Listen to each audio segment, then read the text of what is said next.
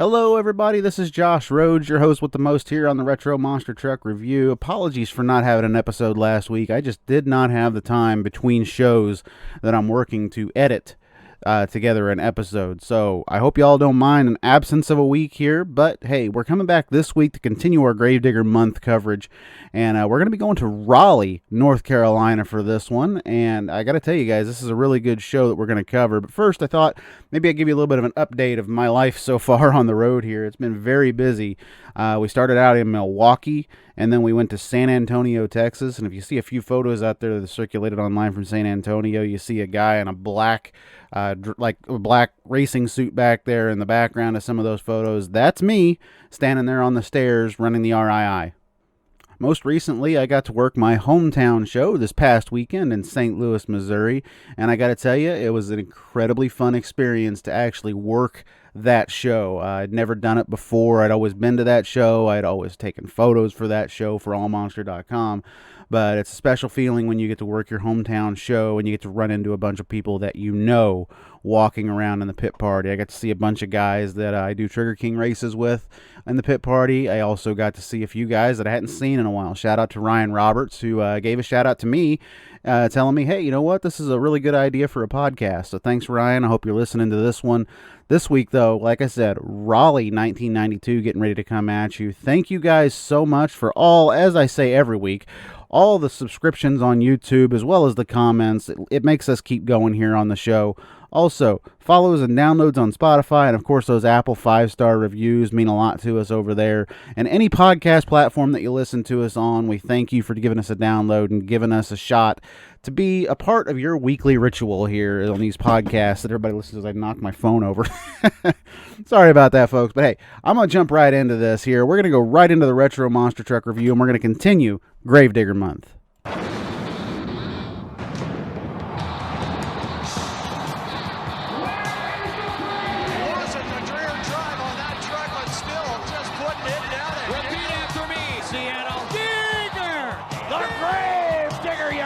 Crusher set with a thumbs up. It's showtime!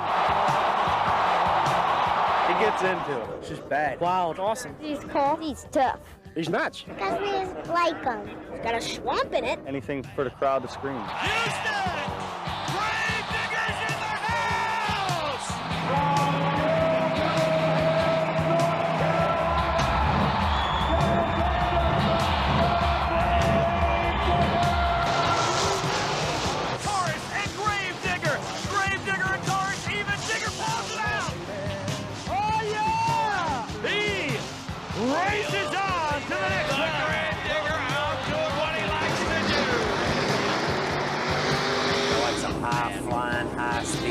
Throttle car crusher. Gravedigger with a successful 5.5-pin turn. Let it hear it, ladies and gentlemen. Dennis Anderson and the winner. The fans are the ones that drive me. You know, when you hear them cheering for you, and I just set this driving style way back when I first started, and it's a reputation I've built, and I got to live up to it. Hello, everybody, again, and welcome to the Retro Monster Truck Review. Continuing our Gravedigger month coverage, here we're going to go all the way back in our time machine, Matt, to Raleigh, North Carolina in 1992. An event put on by the USHRA, May 2nd, 1992. It's going to air on ESPN Speed World, probably the greatest music ever to ever introduce a monster truck show to, by the way, is the ESPN Speed World intro. And we're at the Carter Finley Stadium here in Raleigh, North Carolina. This is a big venue for monster truck racing. Big venue for monster truck racing, big area for barbecue, my friend. I love that Carolina pulled pork and the pulled chicken. Oh, it's also good. Yeah, I agree with you. Also, I want to promote really quick here at the beginning of the show, Carter Finley Stadium, not too far from where they're going to be hosting the Unfinished Business TNT Motorsports event on April 16th, 2022. If you haven't got your tickets to that yet, you better, because I hear they're going pretty quick, especially with the drivers they've announced. Oh, yeah, and there's more drivers to come. You can catch those releases on Conversations with Scott Douglas on Twitch. Make sure you tune into his show, and who knows, undecided, you might see your boy down there in Raleigh come April 16th. One show I would for sure love to get to. It just depends on my schedule as far as the whole, dealing with the big trucks go. Working with Monster Jam this year coming up. I got to tell you, though, Carter Finley Stadium, known as the home for the NC State Wolfpack football team. Carter Finley Stadium opened in 1966 and has a seating capacity with upgrades from 41,000 at its opening to now 51,500 for this particular show, and up to 56,900 or so for its current state. This is a giant place that we're going to right now. College football, it doesn't get much bigger in a lot of areas of the country than college football, and that's what all the people go to see. Until the Carolina Panthers came to the Charlotte area, which is not exactly close to the Raleigh-Durham metro. Is in the Carolinas, all you had was college football. So you've really got a concentration of these bigger college football stadiums in the Southeast, and monster trucks have been a lot of them, over the years. But Carter Finley Stadium, they went for a couple years, did a couple big shows there. I was able to find some info on a show in '93 as well, but I think after that they kind of took a break from that market, and now they're at the PNC Arena. Yeah, I believe you're correct there. Right next door to the stadium. Monster Jam goes there every year, but the Carolina's always been a hotbed for monster truck action. Yeah, it certainly has. I mean, heck, look at two of the names that we have here in this field. Carolina Crusher, obviously, with Gary Porter behind the wheel. The state's in the name. And then you've got Dennis Anderson's Gravedigger. Of course, Dennis now in the North Carolina area, building the truck out of Kill Devil Hills, North Carolina. Originally built from Virginia. Now he's a North Carolina boy.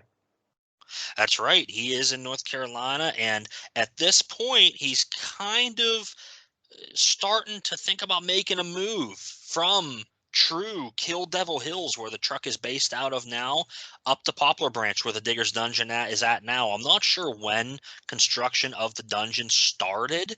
I think they kind of finished it up in the middle of '93. So I think Dennis is still based solely in Kill Devil Hills at the old shop at this point. I got to visit that shop this year when I was down at the Outer Banks. It's some kind of, I think, like a heat and air conditioning service building now of some kind. But if you drive by it, you know what it is if you punch in the address, and that is where Gravedigger 4x4 was at. And it's amazing to see how small that shop was compared to what the dungeon has turned into now. Yeah, the dungeon now is it's basically an amusement park for monster trucks if you go over there.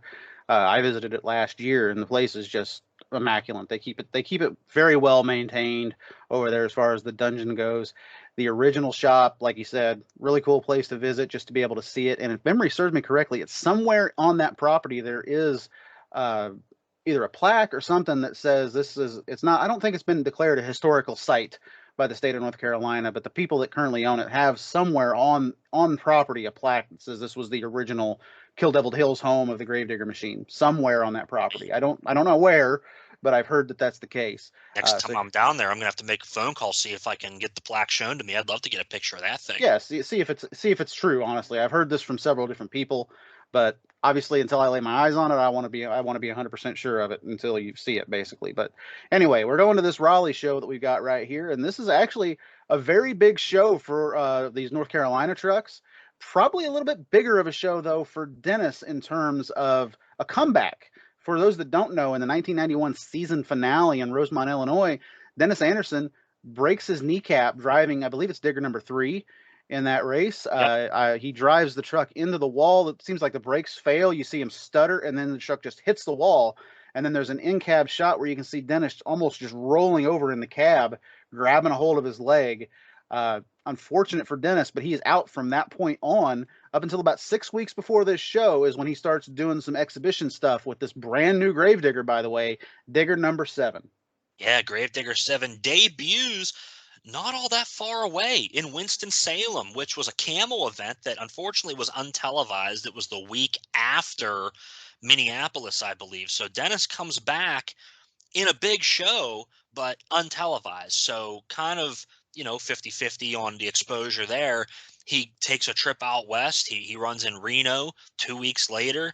I've not been able to pinpoint where he was with the truck throughout the duration of April, but here, May 2nd, Carter Finley Stadium, the truck makes its TV full event debut. They did record some stuff in Reno for the Exciting World of Speed and Beauty that aired later in the year. But in terms of a big TV debut for the new truck, this is it.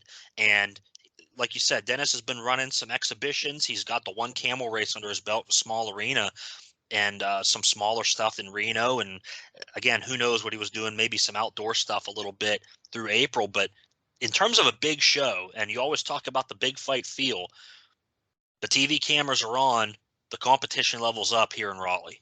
That it is. And we've got Black Stallion with Mike Vauders in this lineup, as well as Carolina Crusher number 4 with Gary Porter behind the wheel. Keystone Cruncher with Dan Patrick behind the wheel.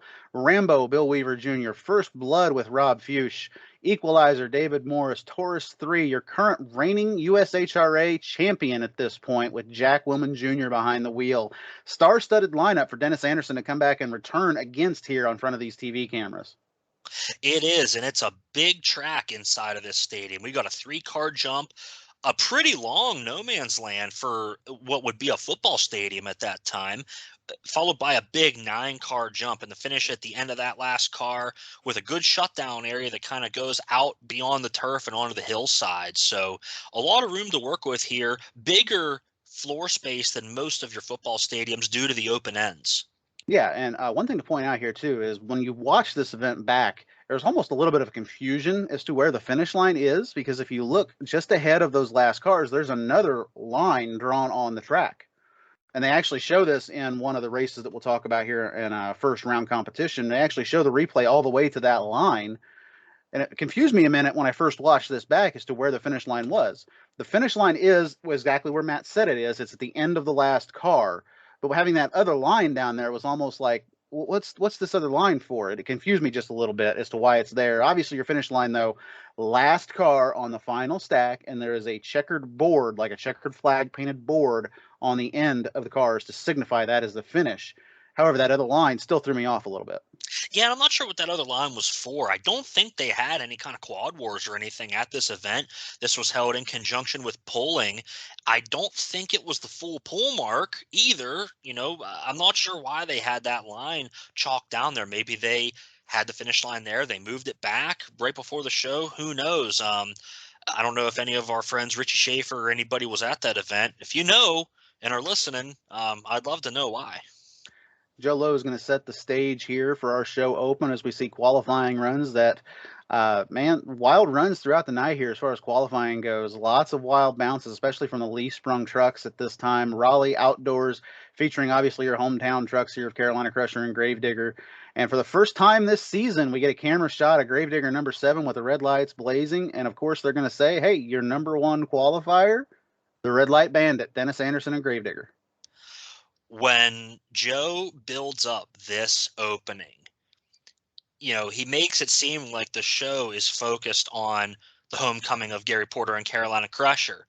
And then there's kind of like a pause as Crusher kind of coasts across the line. I guess Gary had some driveline issue. And then Joe says, and for the first time during this season, and the camera switches to the head-on shot of the bright red headlights of the Gravedigger. And you can just tell that Joe is like smiling as he says it. Dennis Anderson aboard the Gravedigger. It's the first time we get to see him in the entire 92 season on television. And man, it gives me chills when I watch it, knowing the story to this point of Dennis getting injured as he's building this new truck. He's making plans to move the shop. There's so much going on for the Gravedigger team at this point, and this is going to be the triumphant return of Dennis Anderson to the driver's seat. Now, we talk a few weeks later, which we've covered the show here on the Retro Monster Truck Review in Louisville. Only a month later, on June 6th, Dennis puts himself out for another number of months with the crash in Louisville. But man, does he go on a run while he can. In Gravedigger 7 on TV here in Raleigh. He does the tour up in Canada. He goes to the Jamboree in Columbus, which we've talked about here on the show. He goes out to Salinas 2 weeks later at the end of May, kicks everybody's butt out in California. And then the following week in Louisville, things get turned upside down again for Dennis Anderson. But here in Raleigh, boy, things are looking fantastic. What a great qualifying run from the Gravedigger. Yeah, Dennis's qualifying run is phenomenal. And number 7, right from the start, shows you exactly why it was considered one of, if not the wildest Gravedigger that Dennis had really ever had to that point. This truck's going down the track through no man's land on the rear tires and is still pulling a number 1 qualifying time, where other trucks are landing and pulling with 4 tires. Dennis has that power all in the rear, pulling this truck across the finish line. This truck is just phenomenal. I love Digger number 7. I built an RC replica of this truck 2 separate times because I wasn't happy with the first one. Now I've got one that I'm really happy with. And man, Matt, to me, this is still one of my top 5 favorite Gravedigger trucks, and this is the first time we get to see it here on television. This is my number 1 look overall for Gravedigger 7, with the original paint job, with the small moon behind the house there on the hill. The skull mountain on the side just looks awesome. He's got the 2-piece silver wheels. They look great with the cut Goodyears. There's no better look for Gravedigger, in my opinion. This is when Dennis really takes the transition from being a real competitor each week. And Gravedigger 3 was a great truck, but he still had his struggles with it from time to time. And a lot of times on the smaller arena tracks, he wasn't able to get the job done. Here, Digger 7 is when Dennis is a threat to win every single night, no matter what. Even if Dennis isn't at 100%, he's still got an amazing chance to win against the competition. That's how good this truck ran at this time. Yeah, and let's not mention how great of a showpiece it was, too. This truck could race, but it could put on a show. Number 7, I remember Eclipse in Hawaii when Dennis went over there, and it's stuff that you almost dream of seeing sometimes. It's some old school stuff. There's clips from Hawaii with Dennis just power wheeling this truck straight up onto the rear end. It's just a phenomenal truck. I cannot describe any more. We've talked about it enough. Gravedigger number 7, enough said. Dennis even says in Digger's Domination, they pull the camera to Grave. He goes through all the Gravedigger lineage. When it gets to number 7, he goes, everybody knows about this one. Yeah, and one final point about the truck here. This is really the time when Dennis is able to use his stardom to really buy the best of the best equipment for every aspect of this truck. This truck, when it was completed, Josh, weighed 8,900 pounds. It was a lightweight race machine, and Dennis spent like $150,000 building this truck. And he had some product sponsors and a little bit of help with parts and pieces, but as we all know, Dennis never had a big manufacturer corporate sponsor behind him, giving him millions of dollars to build new trucks every year. So this was all the fruit of Dennis's hard work and the Gravedigger team as a whole to put this thing together as a true competitive piece to go out and run the point series. So the top-notch piece of equipment here for Dennis, and we see him hop out of the cab at the end of this intro, and he closes the door, and Dennis knows he's running good. He pulls that smile out for the camera, and the camera freezes. We head into the Speed World intro. Yeah, and you got to love that Speed World intro. That music, like I said, probably one of the best intros for really anything that it was used for, but for monster trucks fits just right in. That piano beat that we hear in the background, I love that Speed World intro. Your reaction to it here a couple of shows ago when you screamed "I love it" is still one of my favorite highlights of doing this show. It made me chuckle. Yeah, it's just so good. It works and it fits, and it gave you a big fight feel going into this. If the hype of Dennis being back at this show doesn't get you excited, I sure hope the intro music does. Joe Lowe is going to set the stage here as the show opens with our qualifying runs. We can already see wild from the start right here. Lots of wild bounces, like we said earlier, these leaf-sprung trucks that we have in this bracket that are just going everywhere, especially Keystone Cruncher. That truck, I got to see that truck personally live. I know how that thing bounces. That thing is just all over the place usually. Maybe not later in this bracket, but usually you see this truck bouncing all over the place. Leaf-sprung truck here in the early of 1992 season is not necessarily the best equipment to have out there, but our show's going to really open when we have an interview here with Dennis Anderson. Yeah, Ken Brew kind of takes us out of the intro here, and he's standing with Dennis Anderson. He says, now the leg is healed. Dennis says that it's not 100% yet. He soon will be. He's been out for 6 weeks with the knee, and then he's out 6 weeks with the new truck as well. So kind of 12 weeks, 3 months or so since the leg injury was at its worst and had to do all that physical therapy. the monster truck nerd in me actually found where they did the physical therapy too. I found that location down in the Outer Banks as well. So it's a cool place. And Dennis says, well, we may not dig a grave for anyone tonight, but we're going to start a hole for them anyway. Yeah, I love that quote too. Also calls these guys out here at this particular show the elite fleet that he's going to be racing against. First time he's been against this type of competition since the injury that he had at the end of 1991 in Rosemont. And now we're going to be seeing what Dennis can do with this brand new truck. And as you were saying just a little bit ago, hey, this is a truck Dennis put a lot of time, effort, and money into. This is kind of like the fruit of your labor, if you will, for Dennis to go out there and really show what this thing can do.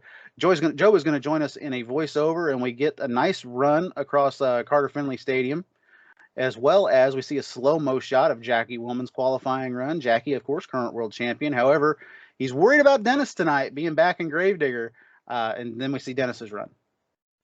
Yeah, and I like the way that Joe kind of builds the story here. He says, and Jackie's worried because the man is here. And Dennis Anderson is says, proud to qualify first, and the competition's tough. You're in his interview, and he says, well, as long as I keep making tracks and don't get too much air over this first set of cars, I think I can beat him. Yeah, exactly.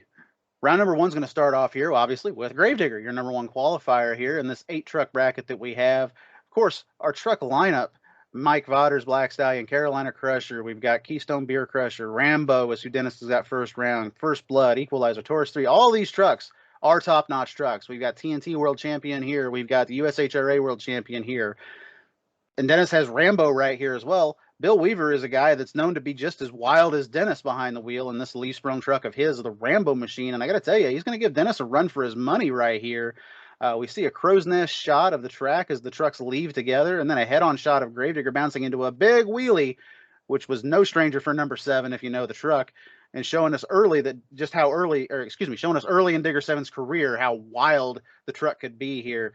Over the second set, we cut back to the crow's nest shot. Digger's ahead by 2 truck lengths at the finish here, but Rambo ain't done. Bill Weaver's bouncing so hard off the line, he's actually going to break and put a hole in that right rear tire, and you're going to see a puff of smoke come out from Rambo at the end of this race. Nasty, nasty bounce for Bill Weaver, and we see on the replay then how he got so out of shape. Weaver absolutely sent it over the first set of cars and takes a Would big you expect bounce. Anything less from him, though? Well, yeah, he takes the big bounce in no man's land, and you wouldn't expect that he'd let out of the gas, and he doesn't. I mean, he keeps the pedal down over the second set of cars. He's going up against the Gravedigger, gives a good account of himself given the equipment, and as we're already seeing a difference in the lanes here, because that left lane threw him way up into the air on throttle. And as you mentioned, the big dig by the right rear tire picks up all kind of dirt stuck in the wheel, all kinds of out of shape. I'd imagine they probably hit the RII on him because he was heading toward the wall in a hurry. But Yeah. while Bill gets it shut down and manages to just hopefully not do too much damage to the turf there in Carter Finley Stadium. Wild Bill living up to the nickname Wild Bill on that pass for certain. Honestly, though, if you look at Dennis's run, probably not the run that he was really looking for, honestly, because he said in his interview after his qualifying pass, hey, I got to keep the truck down on the ground a little bit here. He actually jumps over the first set, lands, slaps the front end down, and pulls a slap wheelie down through no man's land right here. Probably not exactly what he was looking for, but obviously fast enough here to get the win over Bill Weaver and Rambo. But like I said, Rambo gives a good accounting for himself, and he's got definitely out of memory from being on TV. And I'm sure fans saw this and went, wow, that guy's wild. I can't wait to see him at a show. Yeah, and we see Mike Speller here kind of after the run as Rambo pulled back onto the dirt. They're pulling car parts and stuff out from underneath the truck that he drug with them. And it's just all kinds of out of control for Bill Weaver. And when they showed the replay, Joe points out that something flew off of the Rambo truck. He says, what was that to come off of Rambo there? Well, it looks to be like it's one of the KC light covers that was embedded in the Warren Enforcer bumper on the front of the truck. So good on Joe to point out that something flew off the truck. And thankfully for Bill Weaver's sake, it was an inconsequential piece that was just there for eye candy, if you will. Yeah, and like we said, too, by the way, this is a classic race between two of the hardest chargers in the early days of monster truck racing. Love it when you see these guys race each other. I'm sure Dennis was smiling from ear to ear when he got back to the pits, not just for the win, but the fact that he got to see a wild run from Bill, and it wasn't him in the other lane that was doing what Bill did, basically. Next race, though, First Blood and Black Stallion. This is honestly a pretty even matchup that we've got right here between these two vehicles. Two strong independent teams right here. Fuchs dominated the Division II of the USHRA points at this time. Vauders, a staple of the Thunder National Series at this point. And honestly, Vauders has put a lot of money into his truck as well here. This is Black Stallion with some nice coil-over suspension. It looks like this running really good.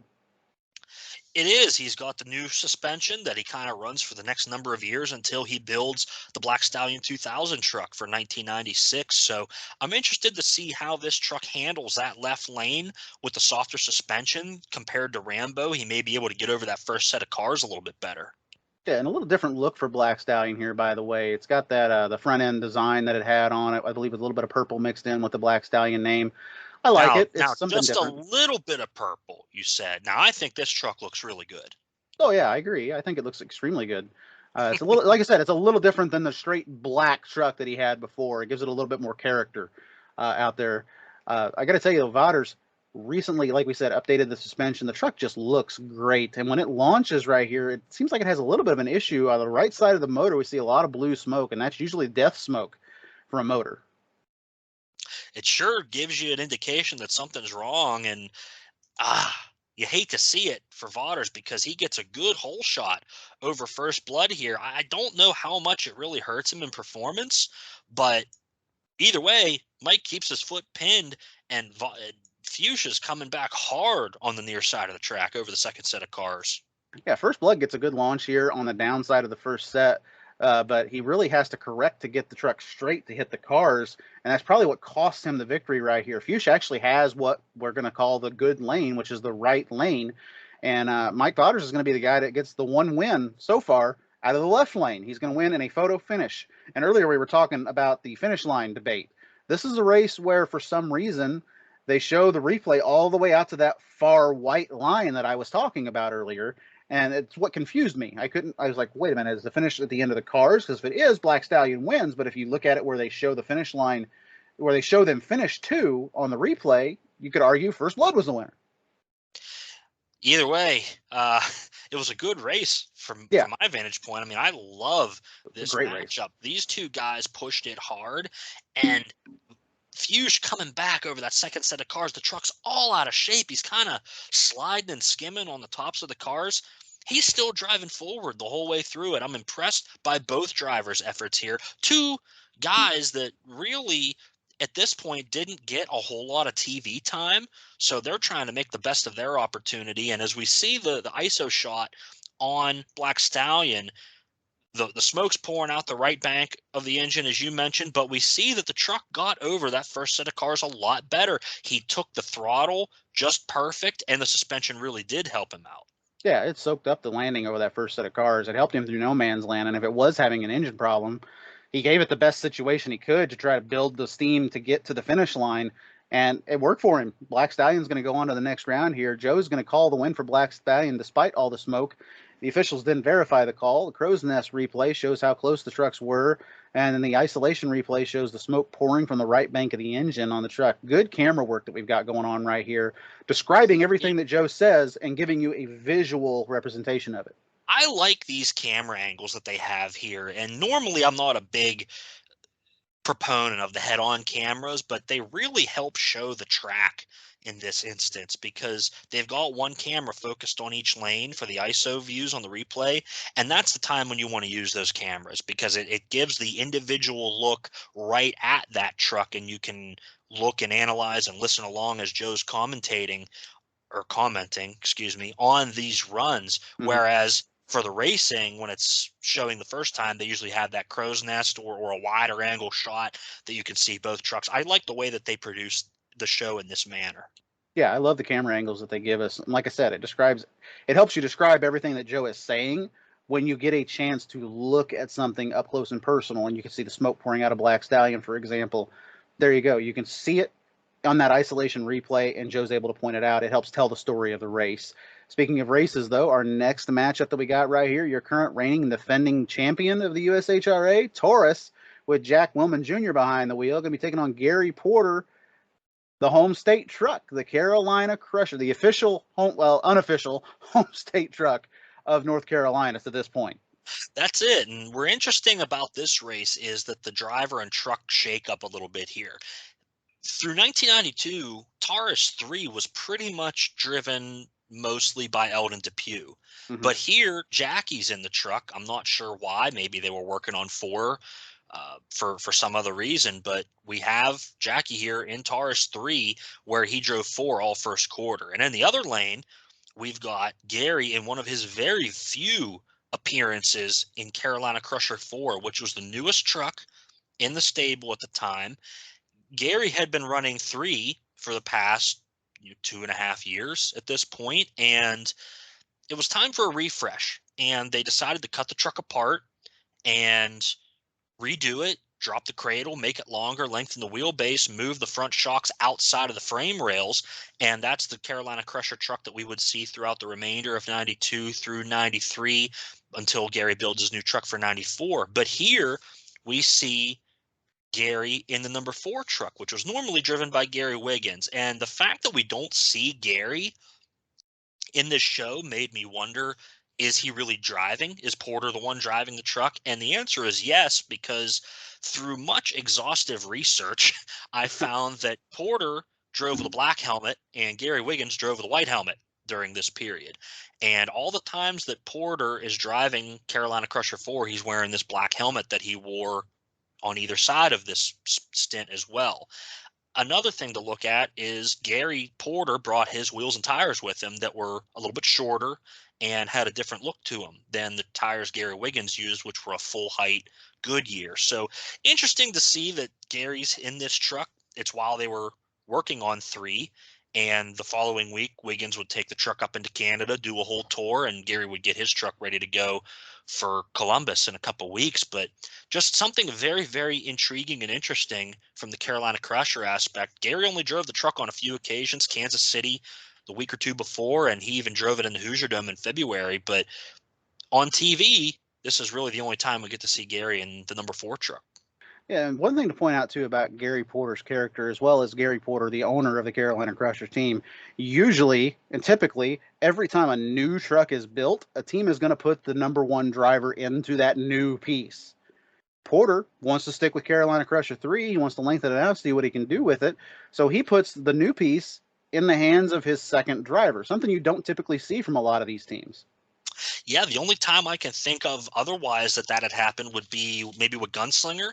When they built the Gunslinger 4 truck to be wrench head number 2, Yeah. Scott stuck in his number 3 truck. And that's the only other time I can really remember that the newest and best, if you will, truck went to not the number 1 driver. You could argue that, Gravediggers 4 and 5 were built after 3, but they were both leaf spring trucks, and Dennis still had the best truck at the time. So Yeah. I'm giving that one a pass, but just kind of cool to see Gary get some seat time in a truck he didn't drive very much. Oh, yeah, very true. Kudos to Gary Porter for being that kind of an owner that he knows what he likes. He's going to stick with what he likes and just occasionally drive that new truck every now and then, kind of get a feel for it, and then hand it right back to the other driver that's used to it. That's it. Gary's going to keep his foot in it and somehow not blow the driveline apart in this particular race against Taurus. This is a great race, by the way. Your hometown truck, your current defending world champion as well. The replay is going to show Taurus winning with the front tires hitting the board at the end of the cars first here, but it's a really great race between these guys. Typical Gary Porter race, too. He doesn't push the equipment as hard. He pushes the equipment as hard as he needs to try and beat Taurus right here, but Taurus arguably had the better lane. He had the better landing off of the cars and just rockets forward past Gary in no man's land.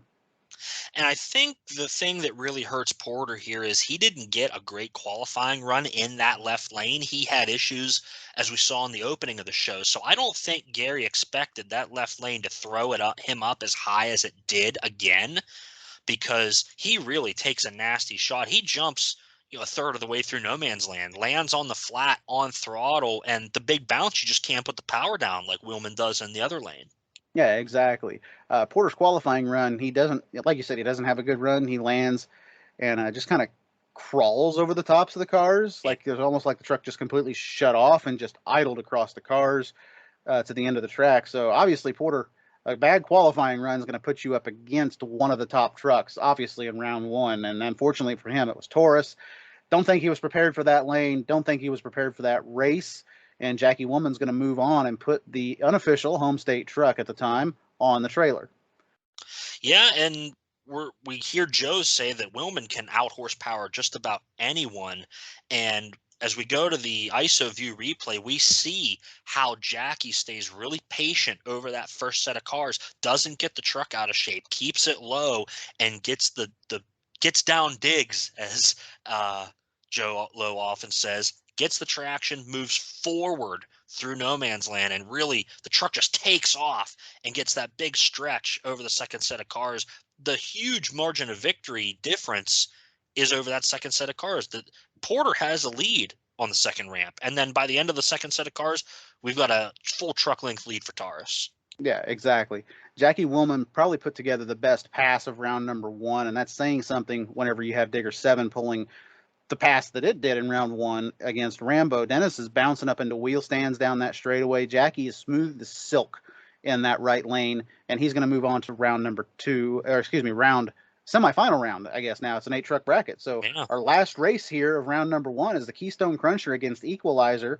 On paper, this is an Equalizer win, if you look at it that way. However, not sure what David Morris is thinking. I don't know what he had in qualifying. Keystone Crusher's over in the right lane, and that's a severe advantage for that leaf-sprung truck as far as I'm concerned.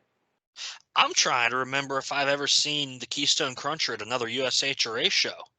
Dan was running primarily with USA Motorsports at the time. He did, of course, have a history with US Hot Rod, but interesting to see that sponsored truck that Coors paid a lot of money to run as a marquee event runner at USA Motorsports events getting booked here for the USHRA show. Something I thought was pretty cool. Yeah, it's also more exposure for them as well. They're getting on TV with the United States Hot Rod Association running against this caliber of a field. And going out against Equalizer, your 1989 TNT points champion as well. I mean, this is a fairly big race for this truck. And as the trucks leave together, Keystone Crusher gets a great drive over the first set through no man's land. And a big surprise to me, pulls ahead and defeats Equalizer, really heads up straight up in round number one here. A big win for Dan Patrick. Big win for Patrick, and we got to call Equalizer the hot truck of 92 through the first quarter. He took so many wins on that indoor circuit, and at this point, it looks like the engine may be just a little bit tired. I mean, you hate to take anything away from Dan Patrick. He had an awesome run, especially given the equipment, and his engine's running great, but Equalizer really does not get the power over that second set, and that's where the trucks go from being kind of even in the first half of the track to Patrick just more or less blowing them out in the second half of the course. Yeah, and it's a huge surprise considering Equalizer in the left lane, the better suspension underneath of it to be able to soak up big landings. So you would expect, hey, if he launches over that first hill like some of these other guys have done, he's going to be able to soak the landing up and still maintain a lead through there because of the suspension that he has. But Patrick, smooth as silk over that first set, has all the power built up through the middle of no man's land and just sails past Morris here at the finish line. And I'm going to guarantee you there were a lot of people in the stands probably watching this, as well as people watching at home going, whoa, at that pass. Whoa, for sure. And I got the official Retro Monster Truck Review iPhone stopwatch on the case for this instance here. I wanted to see, how good of a run did Patrick really have? Well, I've got Digger and Taurus both turning in around a 4.5 second time in round number one, and those are blistering runs. Nobody's beaten them in that right lane at this point. Now, Keystone Crusher turns a 4.9. That's an amazing run for a leaf sprung truck. This truck's given up at least 3, maybe 4,000 pounds to Gravedigger and Taurus, because this is not a points event. I'm half willing to bet that Digger and Taurus may be running in their lightweight configurations at this race because there's no points. There's probably not any purse on the line either. So they're probably not a little, more lax with the inspection. And Digger, again, we talked about the lightweight. Taurus, 3 down around 8,000 pounds with no ballast in the truck. So Patrick running a truck that's probably 13,000 pounds, giving up a huge weight disadvantage. It's a killer run for Dan Patrick here. Yeah, just absolutely. I don't know how else we can describe it. Dan Patrick just defeated the 89 TNT champion and put Equalizer out in round number one, essentially. We go. It's a crow's nest replay here. I love the way that they're moving these cameras around. We talked about that earlier. We get the crow's nest replay of the entire run right here, and we see exactly how Patrick made up the time over Equalizer as Equalizer kind of faltered out towards the end.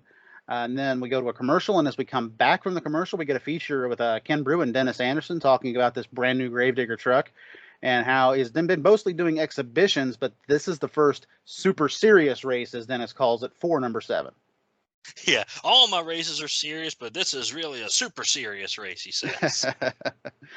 They talk about the competitiveness of the sport, and Dennis says the sport is going to probably go into the direction of NHRA drag racing as guys get more technical with the trucks.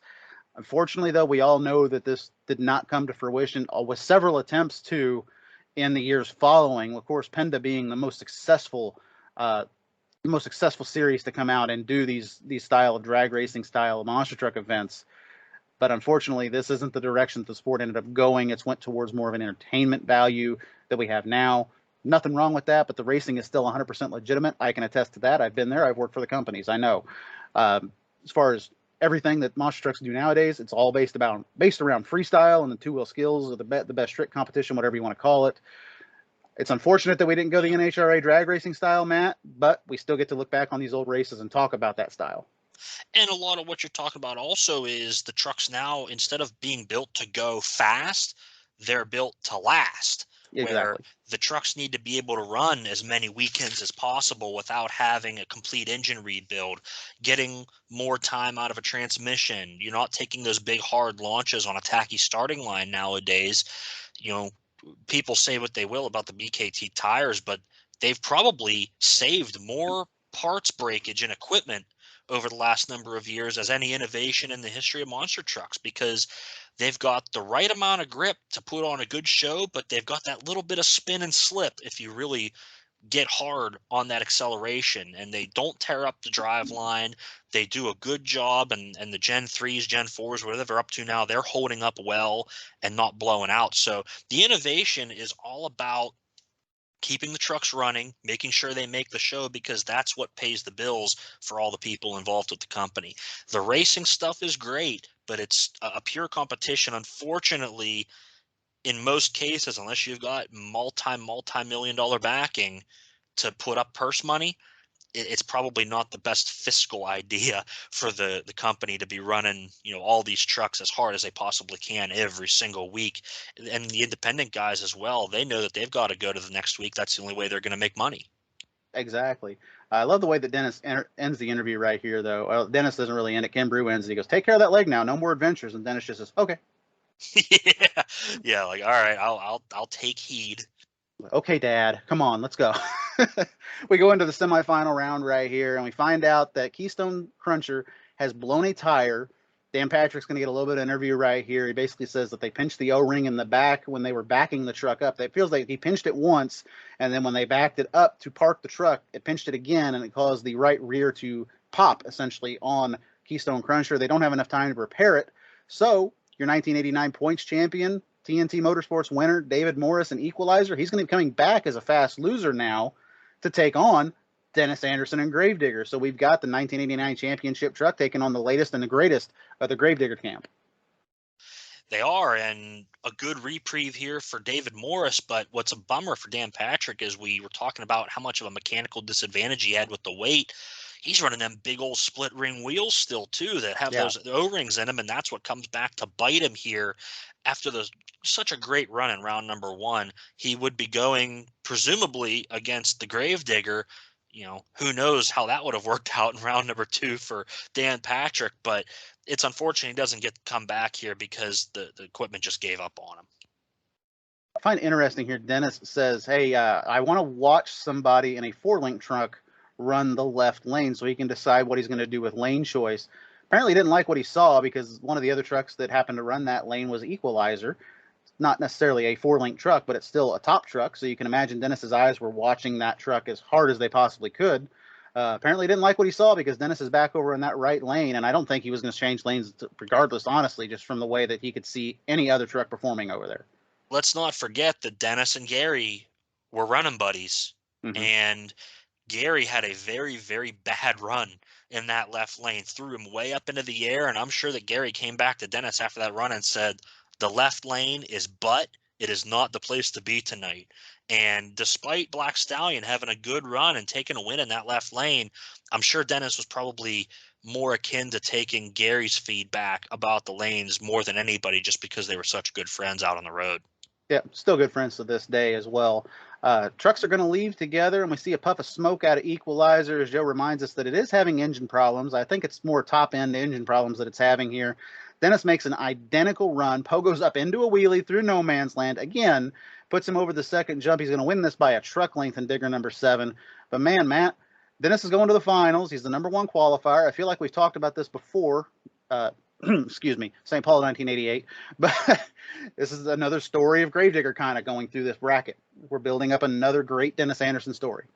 And another story of Dennis really using the truck's physics to his advantage. You know, in St. Paul, we were talking about him bouncing up onto the cars and getting the drive across them. Well, here, Dennis is getting over that first set of cars well, and then just using the power to kind of balance his way down through no man's land. He's taken a good line over that first set of cars, but the front end's bouncing up. He don't care. He's going to use that to his advantage, keep his foot in it, and then trip the truck over the second set of cars to keep it low there.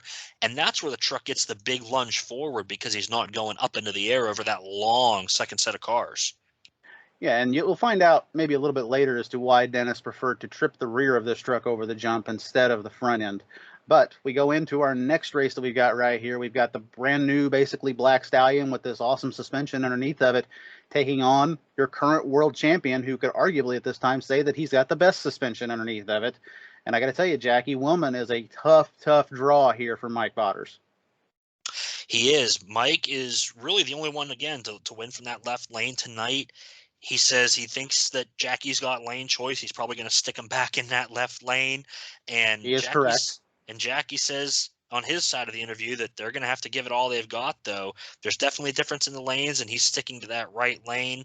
The left lane, the first car's throwing everybody way up into the air. So Jackie's got the read on the lanes as good as anybody, and he recognizes that the right lane is the place to be.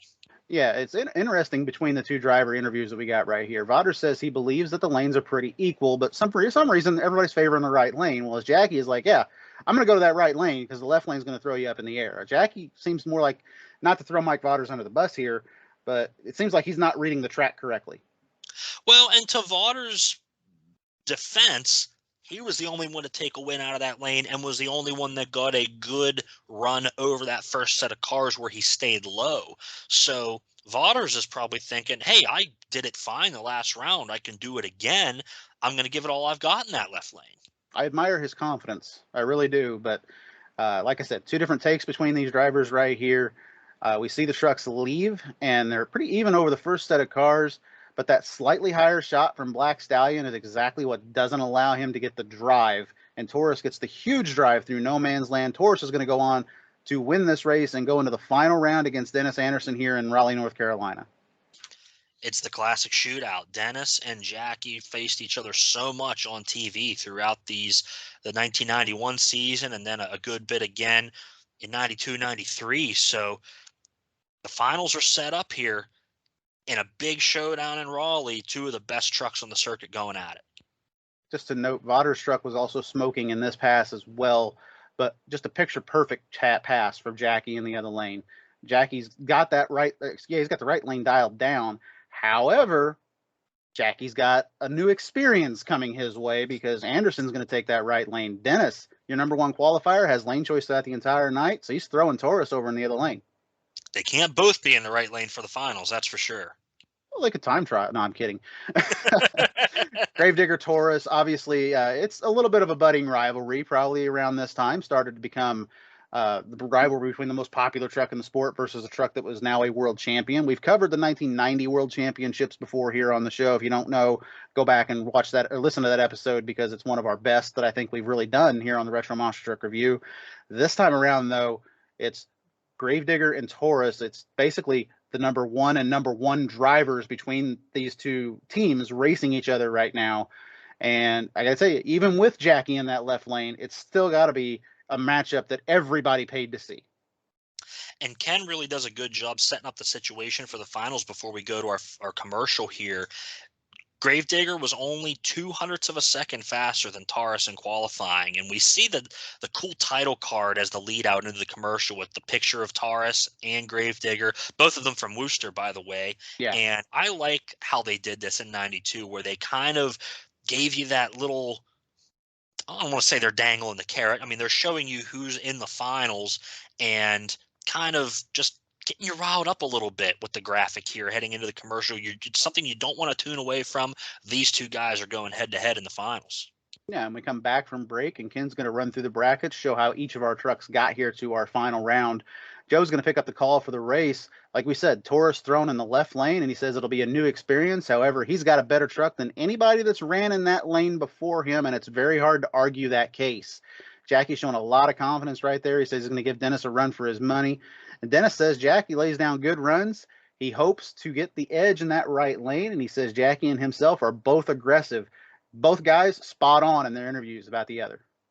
Very much so. And in the driver interview show that they did as part of this seasonal Monster Truck Challenge, Dennis mentions how much he loves to beat Jackie Willman and Taurus. As much as he loves beating everybody else, he loves beating Jackie Willman because he'll get under Jackie's skin and he'll stick his lip out and be all upset. And you could hear Dennis just enjoying the fact that he can kind of get underneath Jackie's skin a little bit there when he's able to beat him on the racetrack. And you hear this, Dennis does this to a few people throughout his career. Jimmy Creighton being the one I remember the most. It was a long set a while ago. It may be on special features for that particular World Finals where he beats Creighton. He gets up on stage, and the first thing he says after winning the race the night before was, "I got you, Jimmy." Just kind of poking at him. He's kind of doing the same thing behind the scenes here with Jackie Willman. I know for sure he probably did it to John Kwasniewski a couple of times. They were good buddies on the road as well. But this race right here, like we said, though, final round, Raleigh, North Carolina. Dennis is coming back off an injury. Nobody maybe expected to have him here in the final. Maybe brand new truck, first time really out with it, putting to see what he can do behind the wheel of this particular truck here.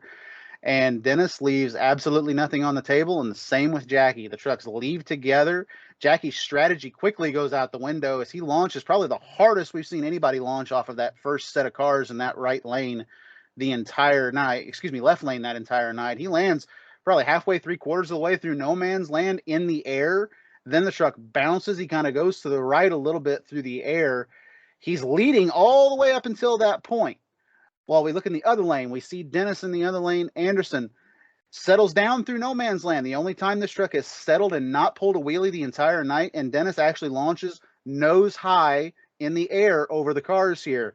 Something that he'd figure out later would happen quite a bit with Digger number 7 when it had a flat launch to the cars. Sometimes this truck would launch nose high, product of the short wheelbase. This time, however, works out in Anderson's favor. As Jackie's turning to the right off of the cars a little bit, he's having a little bit of a bad finish to the run. Anderson's smooth. He flies over the cars, and Dennis is going to nail the win here by maybe a half a tire length. An incredible final round from Raleigh. It's incredible because that lead change doesn't happen until pretty much the last car in the stack. Yeah. I mean, Jackie, he wanted to try to keep it smooth, I think, but at some point the right foot and the brain didn't get on the same page because I don't see Jackie leave off the throttle at all. He skied the truck out hard, and man, it almost worked for him because he was so far ahead at that point that had it been a 7 or 8 car stack, Taurus is your winner. And I'm looking at the view here. Dennis literally passes him right at the last moment, and as the official Retro Monster Truck Review stopwatch indicates, a 4.3 second run, that'd be low ET of the night, I believe. It took Dennis everything he could get to get by Jackie there. Got the truck settled down through the no man's land, big drive over that second set of cars, and perfect night for Dennis, but a little bit of damage as we then find out on the replay. Yeah, it shows the sparks out of the rear of the Gravedigger machine, but honestly, couldn't have happened at a better time for Dennis. He wins the race. Maybe, or someone could argue, well, he lost the war, he lost the rear drive shaft. But no, he won the race. Like you said earlier, probably no purse money for this. But as far as confidence building for Dennis Anderson, obvious choice. This is an incredible piece that he's built right here. And we're going to see throughout the remainder of this particular year, whenever he is behind the wheel and he's not injured, that this truck is a force to be reckoned with here with number 7. You're going to see here a lot of different things that would be associated with 7 throughout the years here on the replay for Anderson.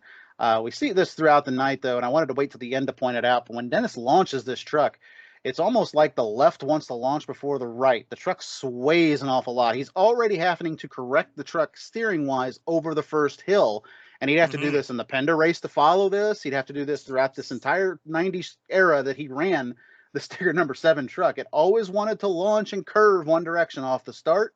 We saw it here, and for some reason, Dennis he's chasing this truck all the way down the track. Typical Gravedigger number 7, though. The truck's wild, it's squirrely, and it gets the job done. It does, and the truck does not have sway bars, so you got a lot of torque twist on a launch like that. You're just relying on the coilovers to keep the truck level and upright. And we see Dennis kind of waver a little bit. He got out of the throttle almost at the wrong time into that first set of cars. It kind of almost threw him up higher than he wanted to, but he was able to get on it again quickly enough coming down the down ramp to get on the throttle and make the drive forward. It could have been disastrous for Dennis had everything not worked out just perfect. And then again, we see on that replay, as Dennis is in the air, the rear drive shaft just completely lets loose and scatters from underneath the Gravedigger machine. And then in the other lane, things are even crazier because Willman just about jumps completely out of camera view on the first set of cars. Jackie was not going to give up for anything. I don't know how he kept that thing straight enough to make it over the second set of cars. I guess it's a legal run. The 2 tires stayed over the whole set. He wipes out the finish pole, but just not quite enough for Jackie on this night. Yeah, not enough for him. And if it tells you how hard he was pushing it, almost jumping out of your isolation camera shot, that pretty much shows you how hard that Jackie Woman was pushing it here. The angles, the camera angles that they used throughout this entire show tells this story completely, and it does not fail in the final round of doing exactly that as well. Throughout this whole show, perfect use of the cameras, I thought. So great job to the production team for getting all of these highlights perfectly done to a T throughout this night so it can line up with Joe Lowe's commentary so well. And Joe does a great job throughout the entire night and really his entire time as a singular voiceover announcer here for these TV shows. I love Joe Lowe on television. Maybe it's just because that's what I grew up with as a kid, but I really, really like the job that he does up in the booth. Yeah, I love Joe Lowe in the booth. I loved him as a live event announcer, and here he's flawless throughout this entire show. He's great to listen to. As we go to after the final commercial, we wrap up the show with Ken throwing it to an interview down with Jim Clark and Dennis Anderson. Dennis says he pushed the truck harder than he did all night, and he was glad that he could take the win here in his home state. He thanks the guys at the shop, obviously, his engine builder, Jim, and the Goodyear with the help with his new tires that he has here. Interesting, he'd call out Goodyear right here and thank them. Dennis says that the top of the truck, it says, "It's any dog's day." And Ken shows a close-up graphic of the final shot of Digger number 7 in the air right here. I really loved his interview right here. He thanked all the proper people. Anderson, again, showing you, even from 1988 to now, he's still that same guy on the microphone. It's just maybe a little more calm at the end of these races now. He is, he's got the people helping him out. He's sure to thank them as well. And Goodyear did have a deal with Gravedigger throughout a couple of years here in the 90s. They had him on the hero cards as a sponsor. Dennis is wearing the Goodyear hat here as well. And I think Goodyear might have had something to do with this event because a lot of the guys were wearing Goodyear hats. But Goodyear was really behind US Hot Rod here in 92 and 93. I'm not sure if they were pouring sponsorship money into the promotion company as well as some of the drivers or what. But, hey, Goodyear's getting the job done. Everybody's running those tires at this event. And they were doing a good job for Dennis because those back cut tires that he had on there just got the traction down for old Digger 7. They certainly did. You could almost call this show the revenge of the Digger, as Dennis is coming back after an injury, just like you earlier on in the show's history. I did a show with Jason Rona, the revenge of Jim Kramer, basically, from the Pontiac show. You could almost call that same thing right here for Dennis Anderson and Gravedigger. A television coverage spot on. They really gave you a big fight feel from the start of this event to the end of this event, although I personally think they could have made a little bit more of a deal out of this being Dennis's hometown. They make more of a deal for Carolina Crusher. Obviously, the truck's name is the state, so I understand calling that truck and the hometown truck here. I feel like they could have done a little bit more for Dennis, though. Carolina Crusher, I did the research here, went back to Google. Kill Devil Hills is about 3 hours and 20 minutes to Raleigh. Wadesboro is about 2 hours to Raleigh. So about an hour and 19-minute difference between these guys to travel to this show. So not much of a difference right there. I think the only thing that I felt like they could have done was talk about how this is Anderson's hometown. He's coming back from an injury and how badly he wants to win here. And you could hear it in every interview that Dennis, just the intensity would pick up just a little bit throughout this entire show. It did, and Dennis really just a hard competitor. And this is the years where Dennis really shines when he's racing for these points. He's got his equipment together. It's holding up better than in years past, and we're really seeing the difference between a good old country boy that's scrapping his junk together, as Dennis always says, to where he's really now one of the elite in the sport, not only from a driving aspect, but from the equipment that he has under him as well. Yeah, I agree with you. To kind of end this show, I think the story that they're trying to tell here is, okay, you start the show with Dennis. He's had the injury. Now he's coming back to race with these big boys, and they don't necessarily say it, but in the back of my head, I get the, can I still do this kind of story that they're telling? Because he's, like I said, coming back from an injury. Anderson, you had to know that passed through Dennis's mind as well at some point, is, can I still do this? Obviously, at the end of this show, the way they tell this story, 100% spot on, he can still do this. You go 3 hours from home. You go to your home stadium, basically. You take out everybody. You were the number one qualifier. You go all the way through the bracket, and you defeat the current world champion in the final round. There can be no better feeling than walking out of there. And I can imagine that Dennis had a giant smile on his face after this one, walking away here. Like I said, defeating your current world champion at the end. Excellent coverage from the United States Hot Rod Association, ESPN, everybody involved with this. I gave it a 9 out of 10, Matt. I really enjoyed this broadcast. It's a story of redemption and triumph because, as you said, coming off the injury, new truck. It seems like the deck is stacked against Dennis Anderson here, but he prevails. Wonderful production. The music's great. Ken and Joe are a great combination despite not doing it exactly live as it seems. You know, Ken is doing his calls from the floor of the stadium here live. He's on site. Joe's doing his work in the studio, even though I think he was a live event announcer here, but he's still doing his work in the studio. Amazing job. It flows well. The continuity's good. I don't think there was any major typos or mispronunciations anywhere. It's a bummer that Dan Patrick couldn't come back, but you can't hold that against the show. No. I think it's a wonderful show. It was one of the first shows I got a copy of when I started tape trading back in the day because I'd heard about this show and how good it was, and I was glad that I did. I give this an 8.9 out of 10. Very close to your score. I mean, it's hard to get much better other than maybe having a bigger field of trucks and maybe some of the bigger hitters like Bigfoot and Bearfoot being there. But beyond that, it's hard to beat this entire production start to finish. Yeah, honestly, this is probably one of the better shows that they produced here in 1992, and I'm really glad we could bring it to everybody here on the show during Gravedigger Month, obviously celebrating the 40th anniversary of the Gravedigger machine. And Matt, I'm still curious as to how in the world that we are going to work a Gravedigger into an event that it wasn't even at in 2000, Monster Trucks 2000. Well, they're down in the swamp, and the graveyard's a little swampy. Can we make a connection there? Possibly. There is a swamp in the back of the truck, according to the kid on Digger's nomination, so the connection could be made. Yeah, it's got a swamp in it. There you go. Like we said, next week, don't forget to tune in here on the Retro Monster Truck Review for more Gravedigger Month, and we'll see you again on the tracks across America.